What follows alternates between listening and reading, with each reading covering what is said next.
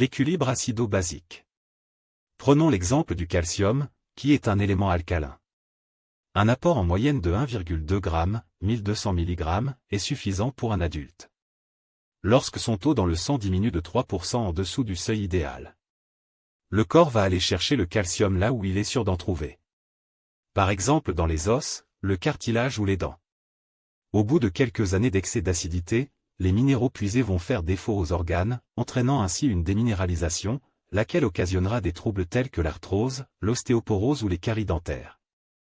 Pour arrêter la déminéralisation et permettre aux os et au cartilage de se régénérer, l'équilibre acido-basique doit être rétabli. Comment l'organisme peut-il être acidifié? L'organisme peut être acidifié par la pensée et les émotions, pensée négative, colère, violence, stress, surmenage. Par la fatigue, manque de sommeil.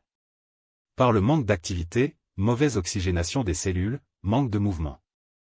Par l'excès d'aliments acides ou acidifiants dans l'alimentation, tels que sucre raffiné, viande, œufs. Par un apport insuffisant d'aliments alcalins. Par exemple avocat, légumes. Par un excès alimentaire en général.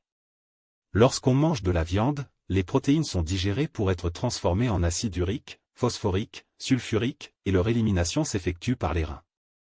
Une consommation excessive de viande entraîne donc un travail d'élimination difficile des acides. La surcharge d'acidité qui en découle sera stockée dans l'organisme au niveau des articulations, des muscles, des tissus.